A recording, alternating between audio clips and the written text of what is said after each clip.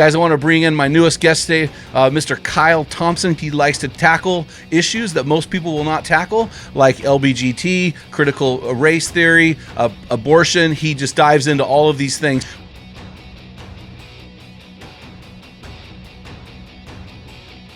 Kyle is the founder of Undaunted.Life. When he's not creating content, he can be found hanging out with his wife of 14 years, Kelsey, his two sons, James and Elijah, and his dogs, Roman and Otis. If he's not with them, he'll likely be working out or doing jiu-jitsu. Hey, Kyle, it's great to have you on the show, man. I've been looking forward to this for a while. Your ministry overlaps us a lot, which tells us our guys love your message, and your guys are tolerating mine. I'm excited. So, hey, okay, I've been on your website playing around and trying to figure things out and researching what you're doing, and how our guys resonate with you so much. And one of the things that you say on your website, and one of the things you're passionate about, this is your mission, is equipping men to push back the darkness. Can you unpack that phrase real quick? Yeah, I mean, there's a lot packed into that small phrase, but starting with equipping, so it's equipping men to push back darkness. Okay, equipping, how do you do that? You don't do that by giving someone just generalized good advice that they don't apply. You don't do that by just like doing this flyover and generically approaching the way that they're doing life. You do that by giving them lots of content, leaving a lot of hooks in the water to get these guys to make ample change so that they are equipped to do whatever the thing is. And so the thing is equipping them to push back darkness. We have darkness all over our culture. We have darkness all over the world that we live in, and there's darkness that we can't even fathom because we don't even know about it because it's going on in the spiritual realm, right? And so for us, we're trying to prepare men for moments such as these because we realized a long time ago that pastors weren't really doing it. Yeah. Pastors were advocating their responsibility. They were accepting their position as being downstream of culture. And most pastors are kind of go along to get along guys. They're kind of frumpy. They're kind of, I want to be known for what I'm for, not what I'm against. And they realize that only looks good on a t-shirt. That doesn't look good whenever you apply it to real life and into the arena that we live in right now. So that's why we do it. And that's where the thought process came from. So give us a backstory there on that, Kyle. Tell us what led you to this point to launch this ministry. First of all, I want to say thank you for this thing. Here it is. I interview a lot of guys, you do too, a lot of Christian guys that are hiding behind a non-Christian thing. And you are blatantly Christian, you're in your face Christian. I really appreciate that so much, and the boldness that, God has given us a spirit of boldness, not timidity. So appreciate that. So tell us the backstory. What led you to this point? Well, just to even follow up on your comment right there, I don't like putting qualifiers before the word Christian, like conservative Christian or Black Christian or Baptist Christian, or I don't like doing that because it's like your identifier is in the identity of Christ, right? And so if you're not putting that front and center, then I'm not sure exactly what you're doing, because we get a lot of these kind of colloquialisms and these cultural Christians, these people that love to thank God when they win an award, but if they don't want to mention the name of Jesus, because that's when things get real awkward and people start squirming in their seats. But to kind of go back for me, I grew up in Oklahoma, and so it's something that I call country music theology. So because I was born on this precious red clay, because grandma went to church, and because we were dipped in water when we were kids, we're Christians, right? Yeah. And so I didn't become a Christian for myself, I guess you could say, until I was 15 years old. That's when I accepted Christ, or when Christ chose me, depending upon your theological persuasion. And at that moment, that's when I started to learn, okay, no one was discipling me, which, was a problem. And then obviously it leads to other problems. So I'm kind of discipling myself, trying to figure things out. And so here I am, Jim, I'm 15 years old. I'm trying to figure out what it means to be a man, because I'm 15, right? And now I'm trying to figure out what it means to be a Christian. Yes. And the issue that I ran into is I was like, I don't see a lot of crossover in these two categories, man and Christian. And so I came to the determination as a teenager that, okay, all the manly men are outside the church, like working out, shooting, like getting in fights, doing man stuff. And then all the godly men are inside the church, like praying for you, awkwardly putting their limp hands on your shoulders when they're talking to you, like wearing keys. Okay, these are just different groups of people. Yeah. And it wasn't probably until maybe my early 20s when I really started digging into the Gospels for myself. I was like, man, wait a minute. Like this Jesus dude, this Middle Eastern Jewish construction worker seemed to be like a pretty rough guy. This seemed like a guy that was willing to ruffle feathers, that in his spectrum of operations could be, having a child on his lap that he is, caring for and loving on, all the way up to overturning tables and violently running people and animals out of an enclosed space. And so I was like, maybe I missed something here. Maybe Jesus is like the ultimate example of manhood, and maybe just the church has got it wrong. And so you can kind of fast forward and get into Undaunted Life, because what I realized, I had done some volunteer work with some men's ministries, and I had helped start some men's ministries. And I realized that a lot of men's ministries were just women's ministries repackaged for men. And so it was the same content, right, that you would do for a women's ministry, but they would have like a logo with like a sword on it, or like there'd be wood in the background, or we're all going to get together and eat beef jerky, and somehow that's going to change everything.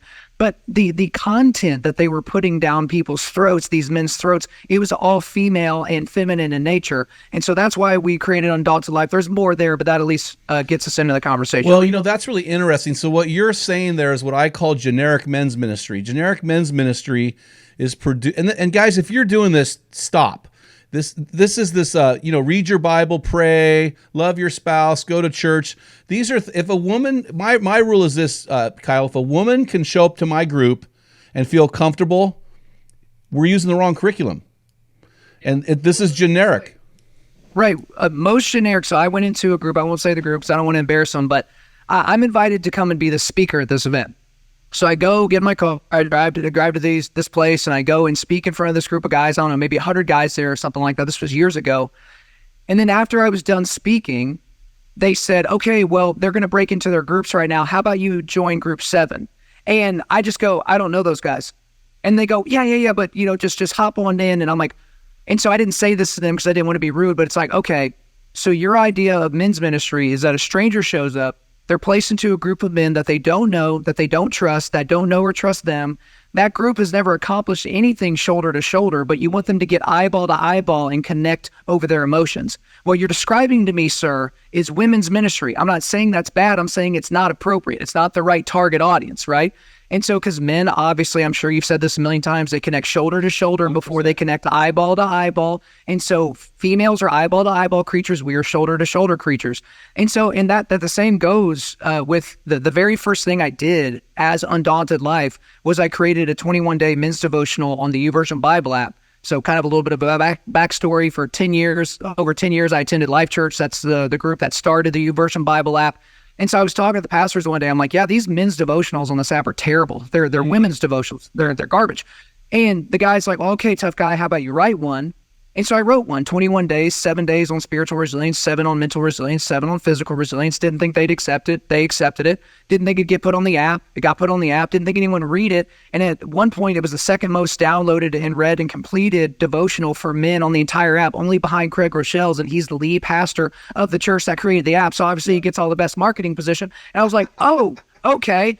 Like, maybe guys are resonating with the way that I describe things, and maybe they're like, hey, there's a dearth of content like this in the marketplace. That's what kind of led into the podcast, has led into everything else that we've done. It's really interesting. Teddy Roosevelt talked about that. He taught Sunday school when he was at Harvard University as a freshman. A kid walked in with a black eye. I don't know if you know the story.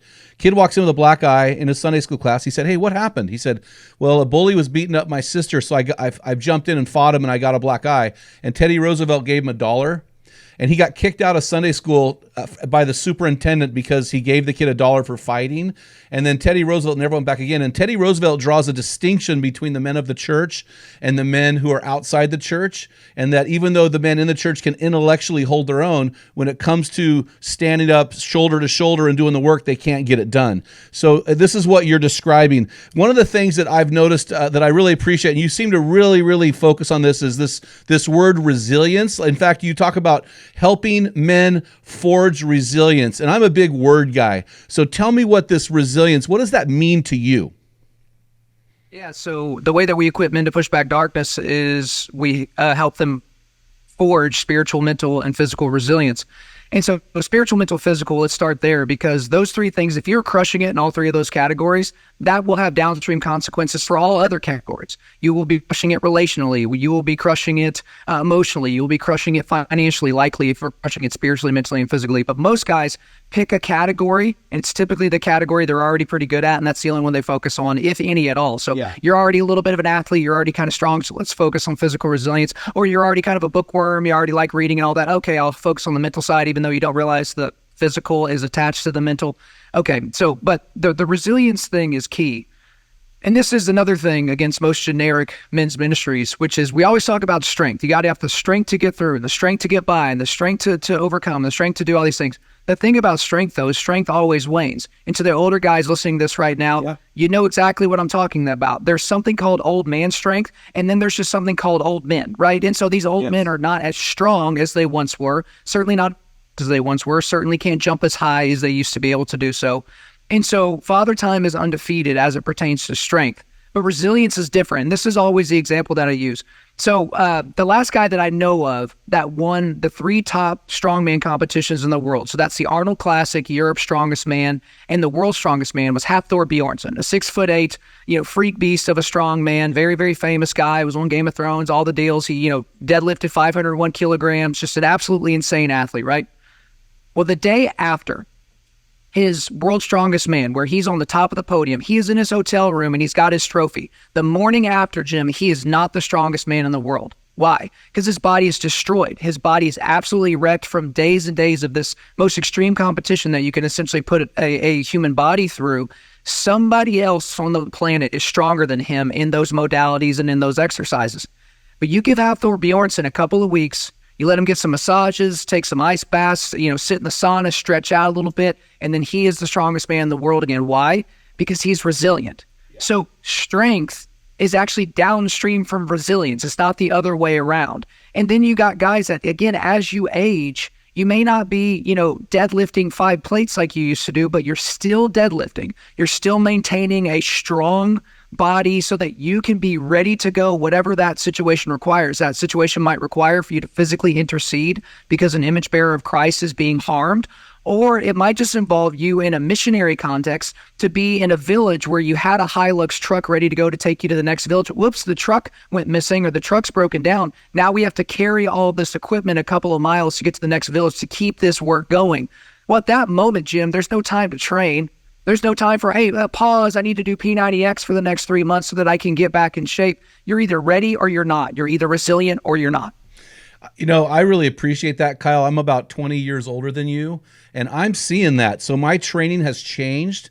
I'm still maintaining the body type, but it's changed. And, you don't think about if I jump, you talk about jumping high, I'm like, oh, there's a blown out hamstring, or sprinting fast, there's an Achilles, but it changes. But the key is to age gracefully and with strength, and resilience is something that we have to build over time, right? I mean, this is why, and I think this is why it's important for the older guys to lead the way for the younger guys, and the younger guys like you inspire me. So I'm inspired by you, and we have a mutual friend, Dustin Diefendorfer at Mountain Tough Fitness Lab. I've just been talking to him yesterday. These guys inspire me as an older guy to keep going through resilience, because it can be discouraging, to be honest with you.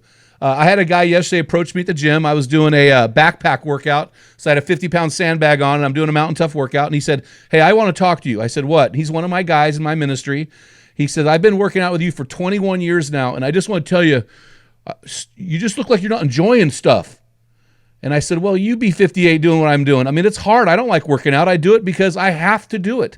And this is, I think, the thing about the resilient man, right? He does it because he has to do it. He has to do it. There's a compulsion, right? It's really a compulsion, because I guarantee you, Jim, if I could wake up and have the benefits of exercise without exercising, I would take the deal. All day long. Everyone would take that deal. It's miserable what I do to myself in my garage gym. It's miserable what happens sometimes when I hit that pavement, when I hit that hill, when I go to the jiu-jitsu mats. It's absolutely horrible. But some of the best I ever got was from one of my mentors. He was the president of the university at the time whenever I went there, and he and I have stayed good friends and all that.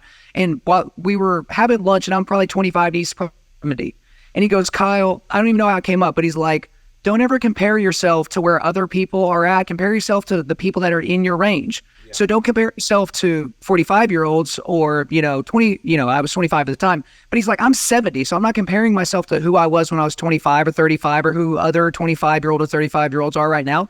I'm comparing myself to the men that are in my age range, and for where I'm at and for where they're at, I'm in a really, really good spot. And part of it as well is its ego. And so I'm like a walking billboard for in jiu-jitsu, because if you've got an ego problem, if you got a flexibility, if you got a strength problem, if you've got a whatever problem, jiu-jitsu's gonna fix it. That's just basically how it's going to go, because you cannot athlete your way out of something in jiu-jitsu, because everybody knows that guy growing up. He was the kid that first time he picked up a football, threw a 50-yard spiral. First time he picked up a basketball, three-pointer swish. First, he gets a skateboard. He doesn't really know how to use it. An hour later, he's kick flipping and jumping off crap. We all knew athletes like that. It doesn't work in jiu-jitsu. No. You're not going to show up on the mat and triangle somebody. You're not going to show up on the mat and hit a perfectly timed takedown and take side control, go to mount in the fight. You're not going to do it. And so most of these guys that have always been, God's gift to athleticism or things like that, they don't like things like jiu-jitsu because it's way too hard, because they're like, wait a minute, these non-athletes, these small guys, these non-strong guys, they shouldn't be able to do anything like this to me because I'm alpha. I've always been alpha. I've been the guy that's tossed people around. Now I'm getting tossed around. I don't like it. So I'm just going to retreat. It's all ego. Same thing for you being 58 and me being 38. If you're trying to compare yourself to me, that is foolish in terms of what I can do at my age. But also, I'm 38. I'm not 18. There's some 18-year-old freak beasts around here. There's a 17-year-old in my gym, at my gym, that I've never scored on. This kid and I are roughly on the same level. But this kid is a phenom, and he hasn't even started lifting weights and taking steroids yet, right? And so, this kid is incredible. Can you imagine if every time I rolled with him, if I got all frustrated and stormed off the mat and whatever, but I just smile, because he and I are not the same thing. Yeah. He's 17 years old. He's made to his life. He's already getting paid to do it professionally. Wow. And gosh darn it, I'm just not going to be able to work this kid over like I can do other people. So, and that's after 7 years of getting killed, 7 years of mostly being the nail and sometimes being the hammer. But, it's all ego. Guys, you got to get that in check however you can. I highly suggest jiu-jitsu to do that. Okay, so here's a question for you. Based on resilience, based on comparisons, what do you say? So you got one guy over here who's fit. He works out at the gym 5-6 days a week. I would say you're in that camp. I'm in that camp. What would you say to the guy listening right now who goes, man, I'm overweight. I'm sedentary. I'm out of shape. I am physically soft. I am not resilient. I want to get resilience. How do you give us a little bit of coaching here? How do you coach the guy who's overweight? How do you coach him to get to that point of resilience? Because it can be very discouraging for that guy. Yeah, the truth is that I don't, and I won't, because I can't want it for you. I can't figure it out for you, and I sure as hell can't do it for you. So here's the thing. Here's the mistakes that I've made, because basically since I was 16 years old, I haven't taken off more than a week from exercise, unless I was injured, had surgery, something like that. But I've had so many guys, Jim, come to me like, oh man, I'm tired of being so overweight. I've really let myself go. I got to the top of a flight of stairs the other day and I was out of breath. No more. Kyle, can you help me? And like an idiot, I said yes. And so I'm like, checking into on their diet. I'm writing out workout plans for them, and I'm going and helping them buy shoes, because the shoes they're wearing, that's going to hurt them, because that's not appropriate for the exercises we're going to be doing. And wouldn't you know it, about a month or two goes by, they don't show up to the gym anymore. They don't really text back or call back whenever I'm checking in on how their diet's doing or how their sleep's doing or all that. And I'm like, oh my gosh, what happened? Did I do something wrong? And the reality is no, it's that I wanted it more than they did. So I had a guy come up to me the other day. So we have a group of guys that get together on Sunday night. We're all typically reading the same book. So we'll talk about the book. We'll do a little workout. We'll do some jiu-jitsu, and everybody takes off. It's a couple hours of just, doing some man stuff with some man dudes. Well, this guy shows up for my Sunday school. This guy's not in shape. He has let himself go. And he comes up to me after practice. And before his mouth even opened, I knew what he was going to say. He was going to say, Kyle, that was terrible. I'm out of shape. I've let myself go. Can you please help me? And I just go, the answer is no. And he's like, what? I didn't even say anything. I was like, you were about to ask me to help you get in shape, weren't you? Well, yeah. I'm like, not interested. What you need to do is you need to spend the next 6 months figuring it out. It's not as if you got a supercomputer in your pocket that you can basically say, hey, Siri, how can I not be fat and worthless anymore? And she's going to at least send you to Google where you can figure out some different modalities to get yourself out of that hump.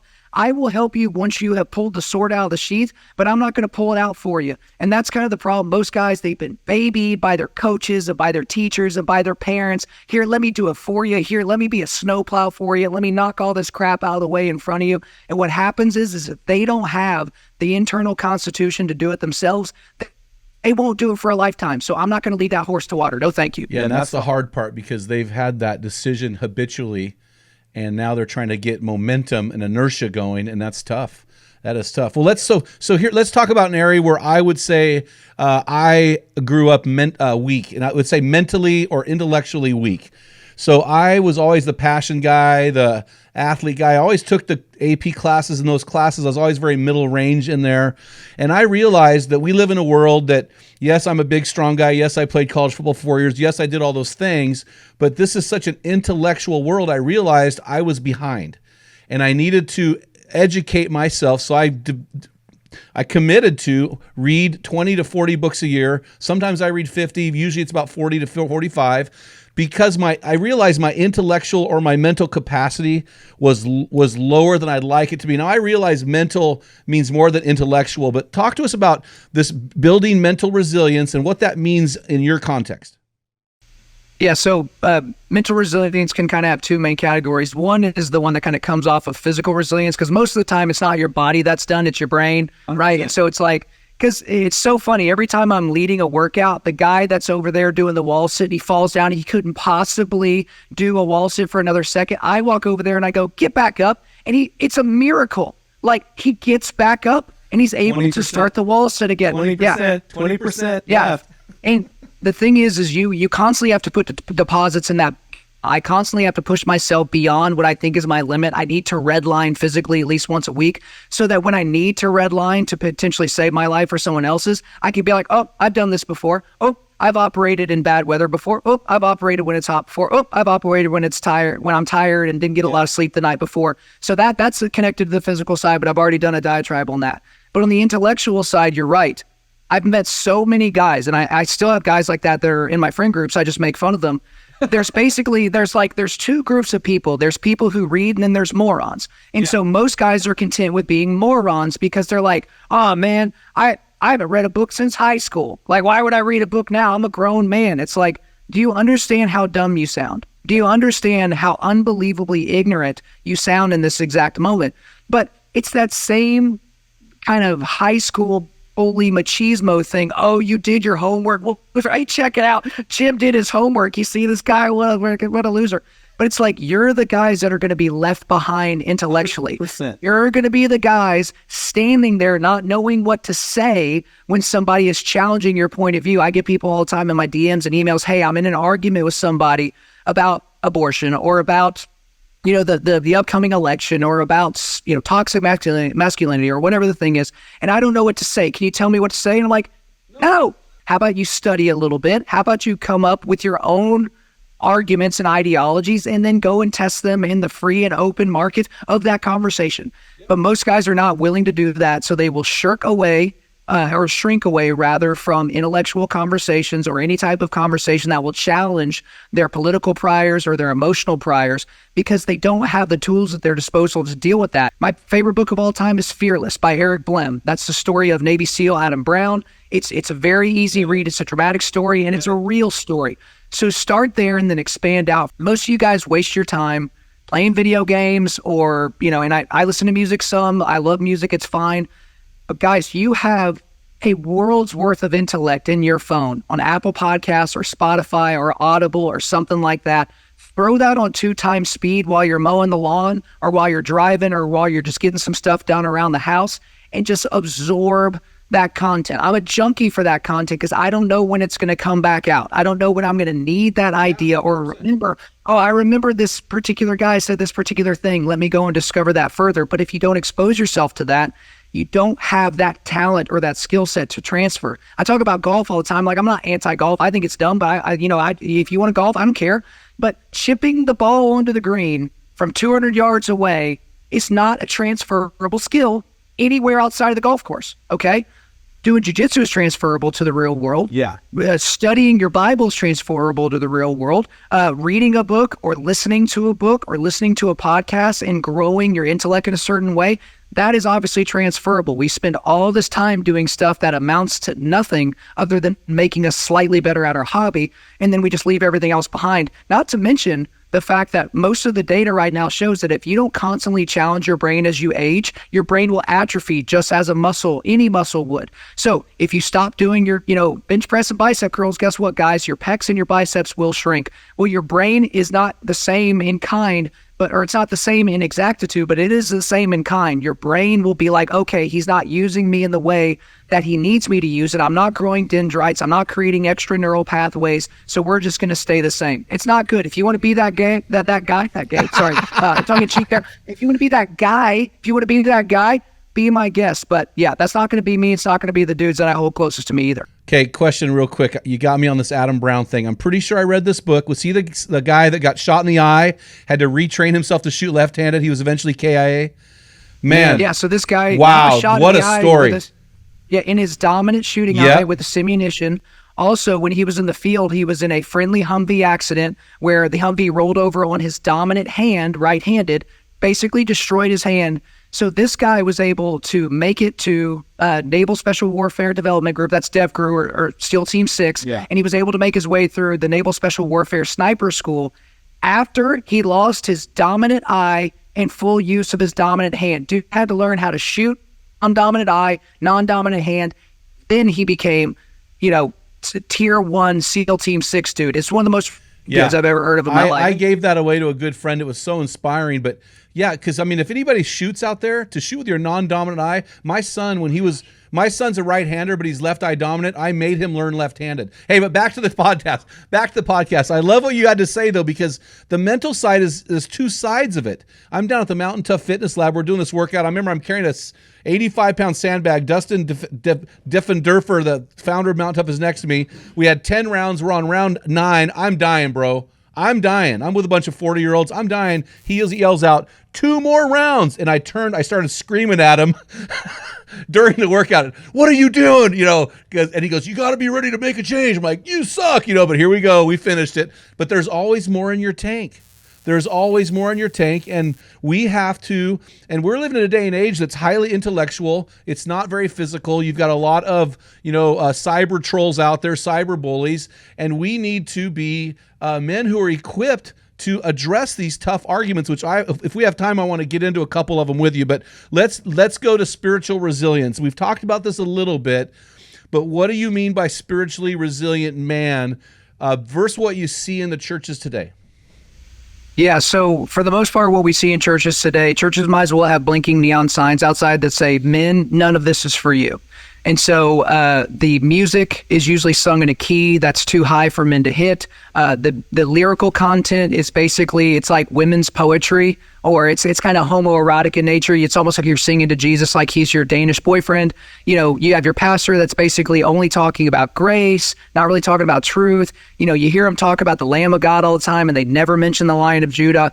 The volunteer opportunities are mainly built for women and children. And then once a year, you get castigated on Father's Day for not stepping up. It's like, do you see the inequity here? It's like, if you're not equipping these men to be the types of men that you're calling them to be, excuse me if I don't take you seriously when you're the one that's being critical. So that's just one thing. But the spiritual resilience key for most guys, and this is how I see it, this is fairly typical.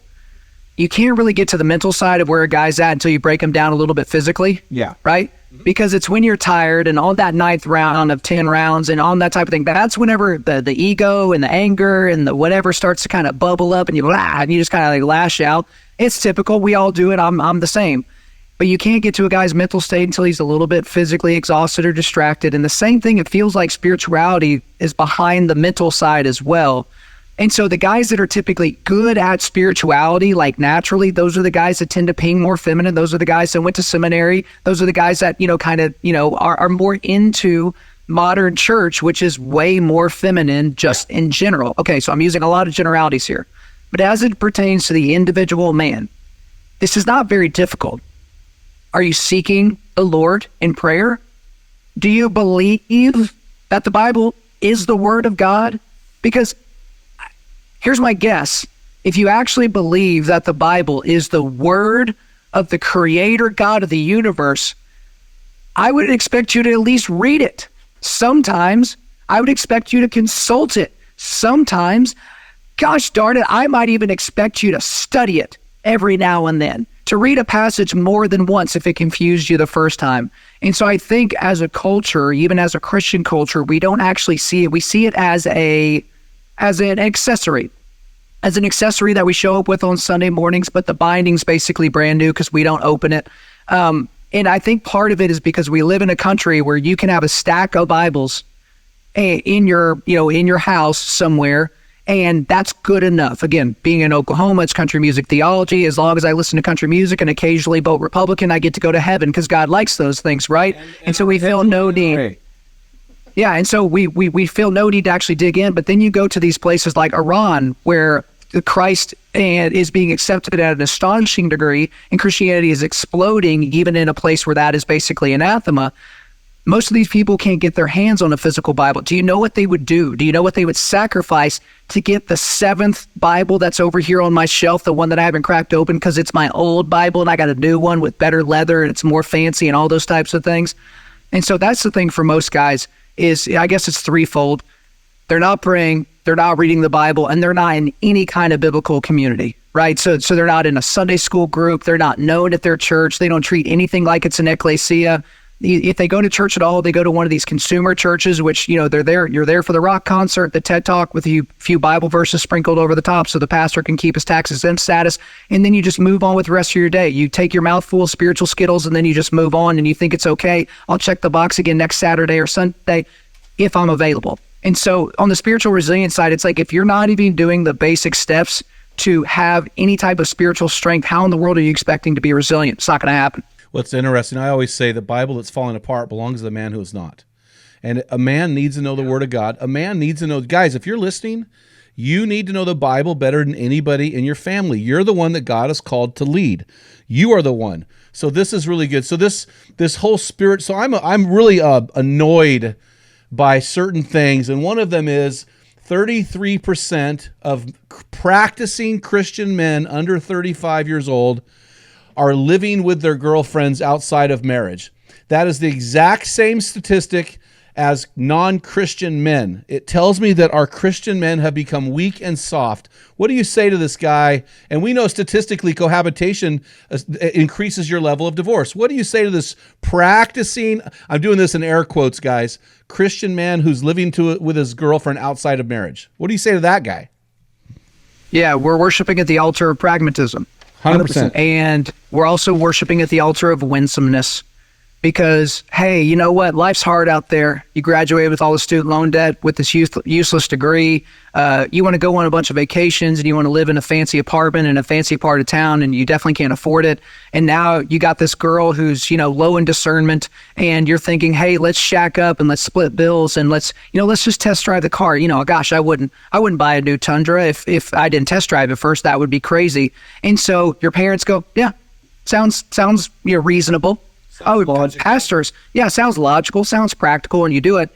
But then the sociological data shows that your propensity for divorce actually goes up when you do that. Well, Kyle, that doesn't make any sense. You have to test drive the truck. I was like, but this isn't a truck. Like, this is a covenant. Yeah, this is a covenant you're making before a holy and just God. And the thing is you are not practicing marriage when you're living with your girlfriend. You are practicing divorce. And what I mean by that is because you are showing this girl, I like you enough to have sex with you, but I don't like you enough to make you my bride. I don't like you enough to be consequential over your life. I don't like you enough to perform headship over not only you, but also our future children and our progeny. That's what you're communicating to her. So you get the dog, you get the apartment, you split bills, you go on these different vacations, but you're showing them I'm not actually dedicated, that if things get difficult or if you start doing things that I don't like, then I'm out of here. And guess what? We're not married, so it's an easy split. All we have to do is figure out what happens on the lease for our apartment, those types of things. And so what I would say to a guy like that is, sir, you've got two options. Number one, move out. Number two, get married. Those are your options. Like, there's not a third magical option somewhere. If you're being with your girlfriend, you're not just living together, you're definitely shacking up, you're definitely sleeping in the same bed, and you're definitely having sex. Those are all things that are happening. And so if you want to marry this woman, go do it right now. You can do a ceremony later, right? I will drive you to the courthouse right now. You don't need a ceremony to make this official in the eyes of God, right? Like, okay, go ahead and do that. I would encourage you to do that, but go get the paper, sign on the dotted line, and show this woman that you are dedicated to her until the moment that you die or she dies, right? Or you got to get out of that apartment. Oh, it's going to be difficult. Well, life's tough. Get a helmet. Like, what exactly do you want me to say to you? Yeah, like, marriage is not easy, bro. Right. And so, but the thing is so many pastors are not willing to do that because, again, they want to be winsome and they don't want to run these kids off. So few young men in our church. And if I say something that's even slightly abrasive to this one, what if he leaves? What if he leaves, Pastor? Have you read the book of Hebrews? You're going to have to stand before God someday and give an account for how you've shepherded your flock. Okay? Not for an account for how many friends you had on Facebook. You're not going to have to give an account for how popular you are with the youths. Like, you're going to have to give an account for how you've shepherded your flock. And when you don't say the obvious thing to the person that needs your shepherding, you're not doing your job. And so if you're an individual, you got to get out of that living arrangement, or you need to put a ring on it. And if you're a pastor and you're unwilling to have that conversation, I would suggest you go to get a different route. Go drive for UPS. Go ask people if they'd like fries with that, because you're not a pastor. 100%. Well, it's really interesting too. And one of the things we don't like to tell these young guys is 1 Corinthians first of all, you're in my book, Dialed In. I talk about men being protectors. Your job is to protect your wife. And when you bring her into your house, have open and public sex with her, parade her around the church, 1 Corinthians 6, that chapter, basically says you're turning her into a prostitute. So the woman that you're supposed to be protecting, you are prostituting. And so I would say there is a third option, Kyle. And the third option is, bro, you need to give your life to Jesus. Because clearly you haven't, right? So, okay, I love this. So here's from your website.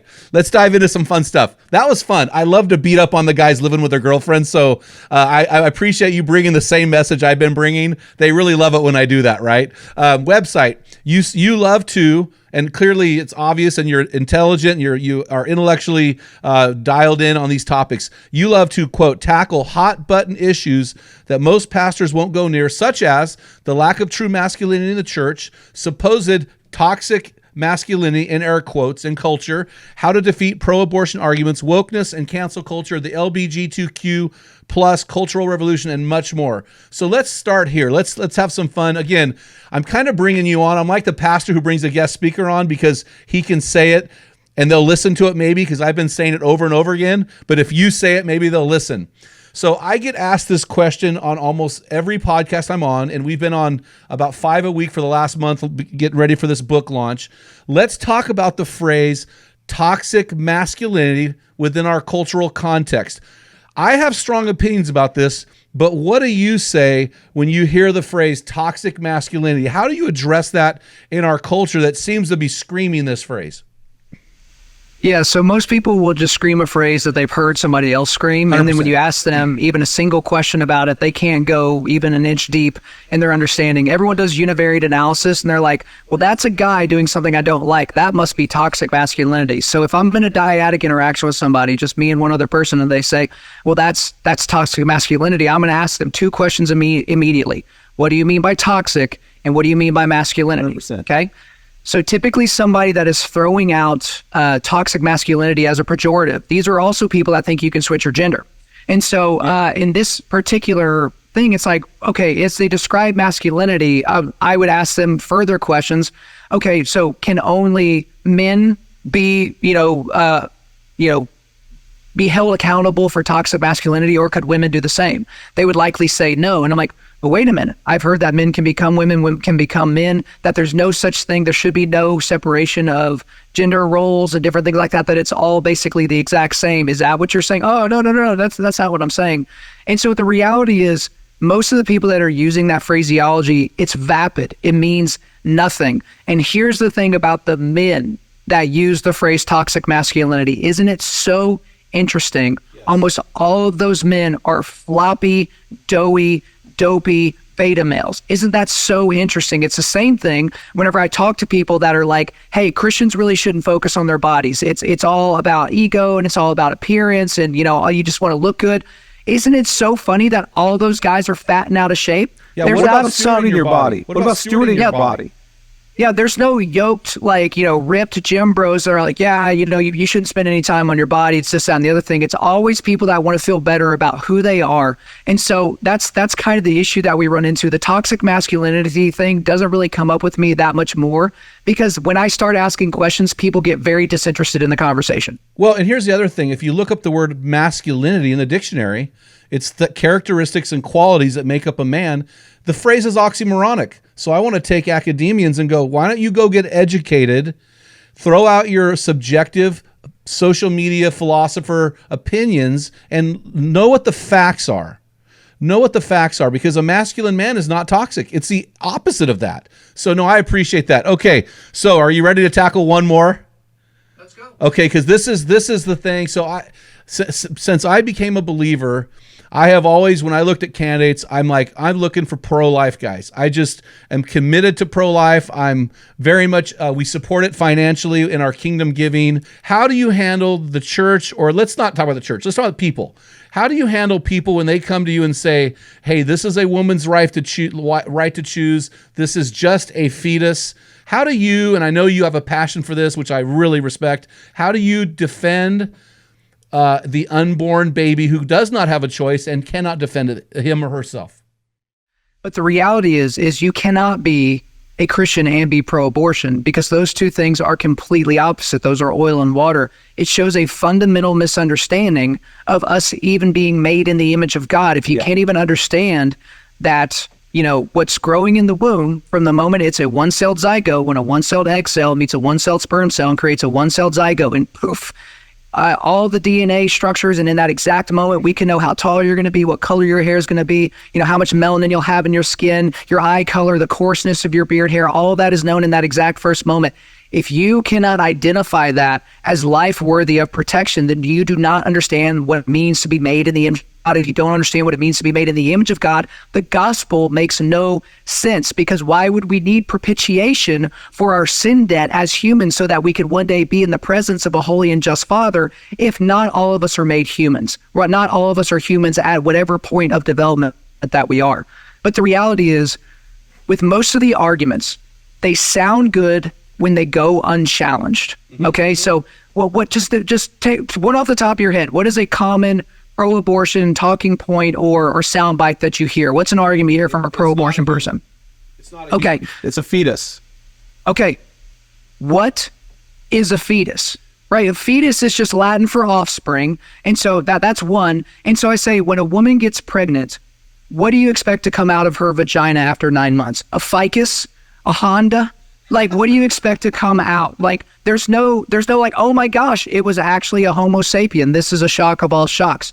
No, you can't, like, a giraffe cannot give birth to a crocodile. That's not how any of this works. But when someone says that, it's like, okay, it's just a clump of cells. It's like, well, are the cells alive? And they may not know the answer to that, but the answer is yes, because cell division is taking place. It's increasing in size. It's developing in a certain direction. Things that are dead don't do that. My pen is not currently doing that. This microphone is not currently doing that. Only things that are alive do any of those, right? Process nutrition, grow in size, cell division and increase. That's all. Okay. And then you ask, what species are these cells? What species are they? Because again, if they don't know the answer to that, it's like, why are we having this conversation? Yeah. You're too stupid to argue with. But never say that, obviously. Maintain your witness and calm your nerves and all those types of things. Try to win them toward your side. But the reality is that it's living human fetus. That is the stage of development. Fetus is just like newborn or toddler or teenager or elderly. It shows where you are at in the developmental process. And every single one of the other arguments from there, well, it's like, oh, well, okay, maybe it's a living human, but it can't sustain itself, so it's not really worth anything. I was like, well, whoa. I have a 2-year-old. Yeah. If I left him in the living room and then took off and never came back, he's dead unless another human intercedes on his behalf. So he's not viable by your mission. So would it be okay if I were to do that? Well, no, that's negligent. That's murderous. I'm sorry, what? It's negligent. It's murderous. So what you're doing is because of the geographical location of this human being, you don't have to look at it, and you don't have to look in the trash can to see the pieces that used to be a living human being. And so you think it's okay. The reality is most of the people on the abortion topic, they don't know what they're talking about. And I mean that when it comes to pro-abortion people and pro-life people. That's why so many pro-life people are caught on their heels and they don't really know what to say. Okay, here's one more argument I'm gonna throw at you, because I've had this one given to me as well.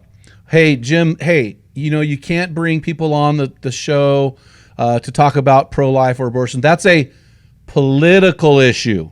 How do you respond to that? It's an issue that takes place in the political realm, but this is a moral issue about everything. Because here's the thing, the law is a teacher. I think everyone would agree with that, because some people were born after Roe v. Wade went into place in the early 70s, and so all they ever knew is that it was legal in most cases to have an abortion in America. And so what a lot of people thought is, okay, since it's legal, it must be righteous, it must be right, it must be moral. But that's not the argument that most people are making. This is a moral argument. The argument is it okay? This is the question. Is it okay to destroy innocent human life? The answer is no. And because it is that way, we should not allow people to destroy innocent human life. Because again, everything in there is the same. It's innocent human life, innocent human life. I can kill a deer and eat it. That is not a human, right? They might be innocent according to you, but that is not a human. That is going to be for my enjoyment or my consumption. That's what God, gave us these animals for. But in these instances, people say, like, how can you be pro-life? You're pro-death penalty. I'm like, are you comparing an innocent baby currently residing in a womb to a capital murderer? Because the only people that we execute currently in this country are people that have murdered people, typically multiple people, and typically with extenuating circumstances. Maybe a rape and then a murder, maybe a kidnap and then a rape and then a triple murder. Those are the people that we will kill back as a society. So are you literally comparing a capital murderer and a baby inside the womb that has never sinned yet, that has never told a lie, that has never done anything bad, never made a single decision for itself? And so again, all things completely fall apart. We don't get to sit on the sidelines as Christians. We have to get in the fight, and we have to fight to protect the innocent. It's our job. It's our duty. So here we go. This one, I'm going to throw a curveball at you. This is not on your website, but I know you're going to hit this out of the park. So in this plays into the LGBTQ+. This plays into a lot of the things that you like to talk about. This is something that's really annoyed me. It's when a man marries a woman and then continues to buy a Christian man and then calls her his partner, not his wife. What's wrong with that terminology? So I don't even think you should necessarily call her his wife. You should call her his bride. Yeah, that's what I call mine. I call mine my bride. Right. 100%. So let's unpack that just a little bit. Christ being sacrificed and dying for his church, his bride, the closest we have in our limited human brains to understanding what that means is a sacrifice as men that we make when we make a covenant before a holy God to have this woman be our bride, and we are saying that we are willing to lay our lives down and sacrifice for her, not just one time, in some sort of dramatic movie scene, but every single minute of every single day, we are laying our lives down and dying to self for her, for our bride. When you say partner, that is something that you talk about in a business or management context, okay? The only times I ever use a word like that is if I'm referring to a business partner or a brand that I've partnered with because we have like interests.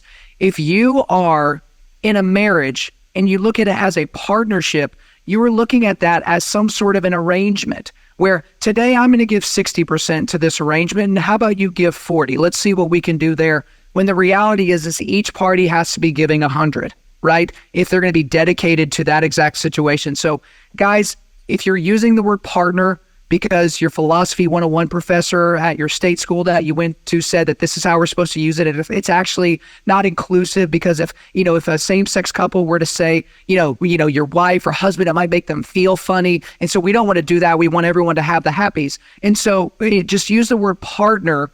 Let's just basically gender neutralize all the language, and so nobody will ever be offended. Guys, this is not a uniquely this is a nefarious thing that's happening. They're trying to control language, and they're trying to compel speech. It's 100% nefarious. It's a plan. It's a plan. And so, no, I appreciate that. That is something we need to, and whenever we hear that phrase, we need to always attack that phrase, because it is a phrase to get Christian people to buy into this critical theory, wokeism, this kind of dialogue, this kind of narrative, and we just can't do it. Man, hey, Kyle, thank you so much for tackling a few of these hard things and just kind of partnering with me partnering in the most appropriate sense. Thanks, Jim. All right, have a great day.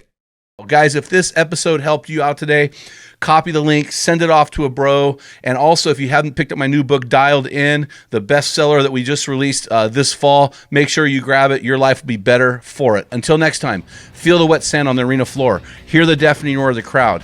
Taste the sweetness of victory. Smell the stench of battle. Get in the game. Get dirty. Grind it out. Push back the darkness and be a man. We're so excited to partner with Mountain Tough Fitness Lab. Join me on my journey by going to mountaintough.com and getting your free 6-week trial when you type in the code ARENA30. You won't be disappointed. Stay dangerous.